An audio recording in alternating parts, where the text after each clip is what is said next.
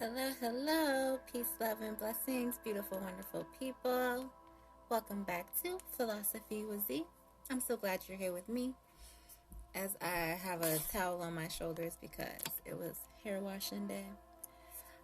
So, let's see, make sure my setup is looking alright. I feel like I'm a little crooked, but that's okay. People on my podcast, you don't know what I'm talking about because I'm talking to the YouTube people or who's ever watching this one day in the future. Okay. It's a little crooked. Okay, cool. All right.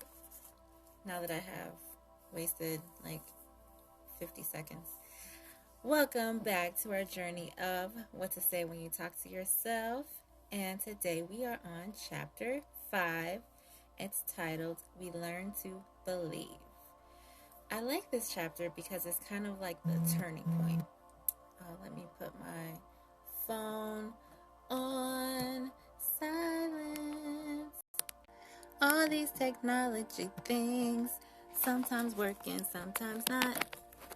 But I'm just going to keep it in the recording just so whoever's out there watching, if you have the hopes of starting a thing or doing something, I just want you to know that sometimes things don't go right. But it's okay. Just got to keep rolling with it. Okay, so I like this chapter because it's kind of like the turning point. We've been talking a lot about like our programming, why it doesn't work, or why it doesn't work when we try to change, and what this all means, like what our brain is doing. Our brain is just this subconscious hub that has a programming directive, and it follows that programming no matter what. And I like this chapter, We Learn to Believe, because now we're kind of seeing the roots of it a little more. And by that I mean, I might have already said it before, I think a lot of these chapters are repetitive, and this book in itself is repetitive compared to the first two books that I did for the podcast. So he says that when he was a kid, he really wanted to learn how to play an instrument and be in the band at school. But he overheard the teacher say that he can't play, he's not good, he'll never play an instrument, and he believed him. Like the author of the book, he believed him. He was like, well, I'm no good at playing instruments, I'll never play. Well, that's it, that's life. And on the contrary, another young man he knew of who would go visit an elderly neighbor every day just to chat. One day that neighbor came to his house and told the kid's mom, your son is very creative and has a great mind. He's going to do amazing creative things one day. And the little boy overheard him, and he went on to be a premier creativity trainer in the United States. So, the dean of Walt Disney University.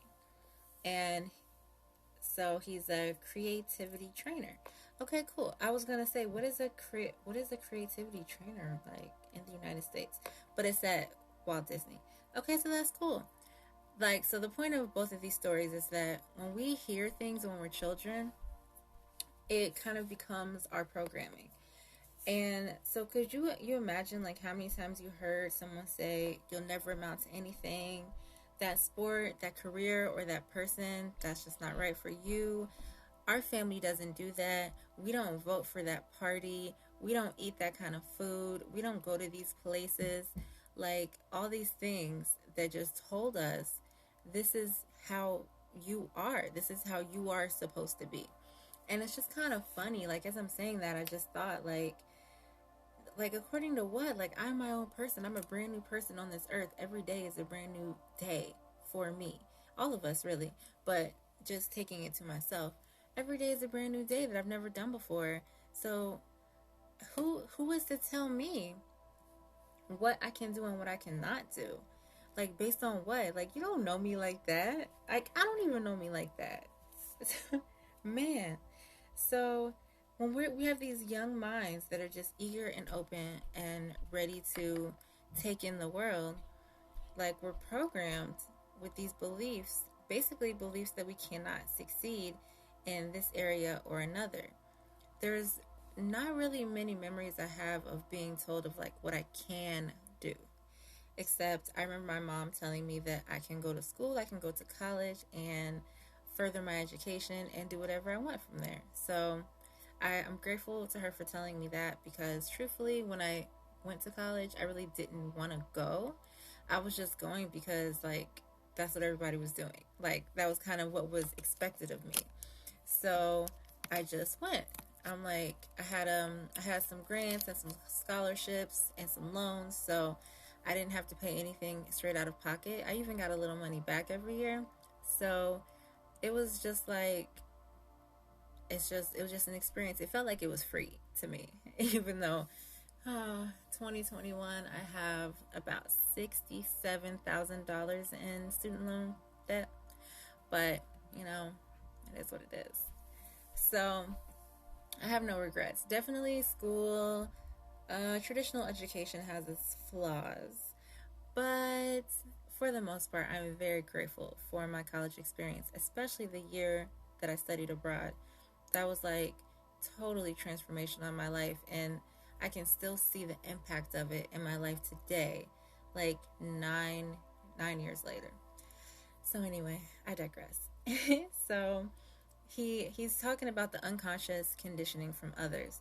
And as I mentioned in the last podcast, he was just saying, like, we're children and we are dependent on the adults around us, so we have to fit into a certain standard to be accepted in order to feel safe in our environment.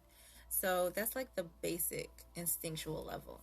But he is kind of furthering it in this chapter, talking about like future opportunities and stuff like that, also programming us.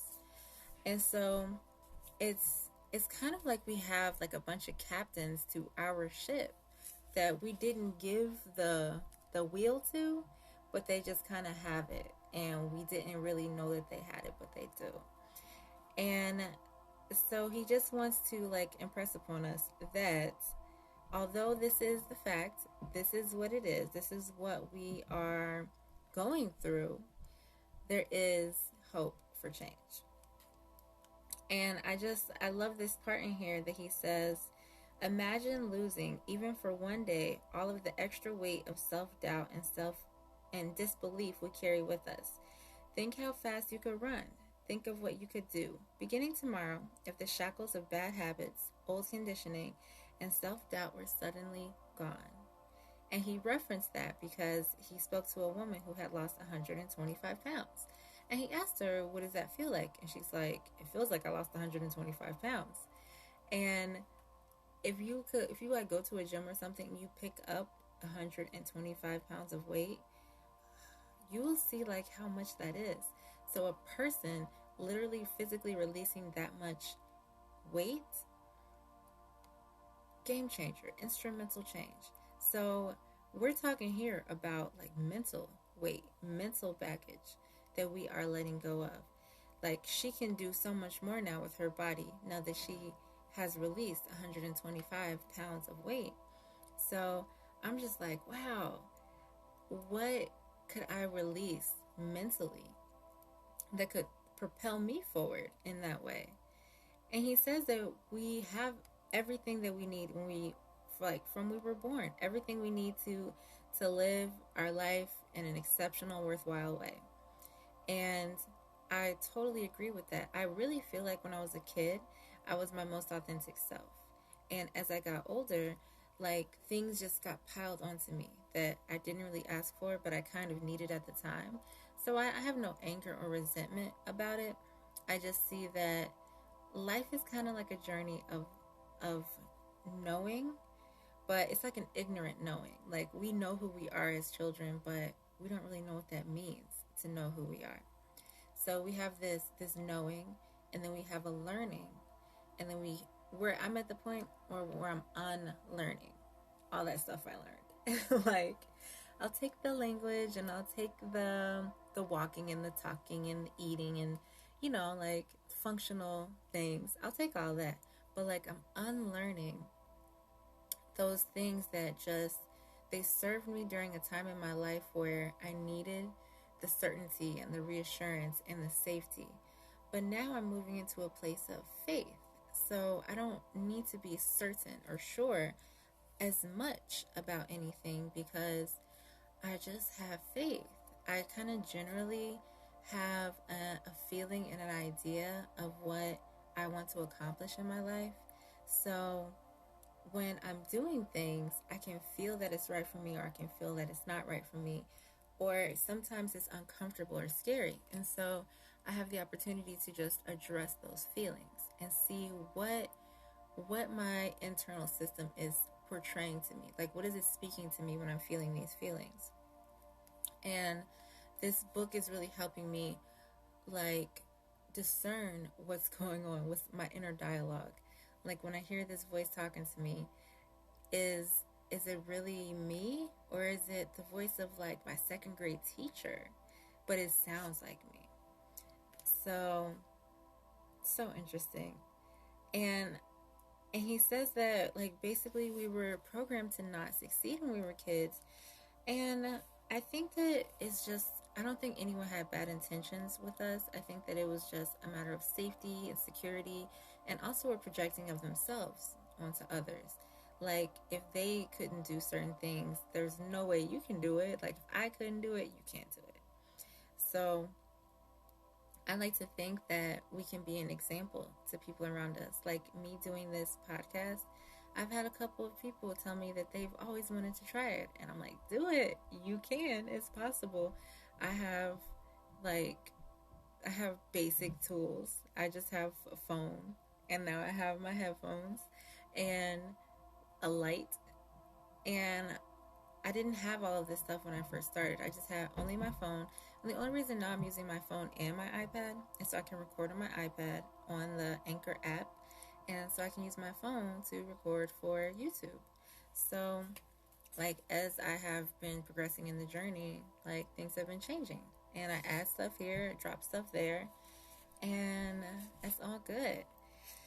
So, he has this funny, I think it's funny, it's a funny analogy of, like, you're going to fly to Europe, all expenses paid, 2-week vacation, and as you and your family are boarding the plane, you overhear the pilot say that the onboard computer system is programmed wrong, so that 75% of the time it is going the wrong direction.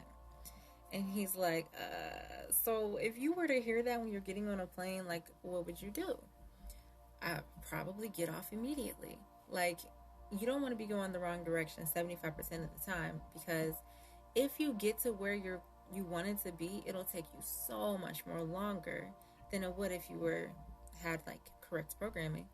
It would take so long. Or you could go to the complete wrong destination and just be stuck there because that's where you went. Or you might crash and just not go anywhere.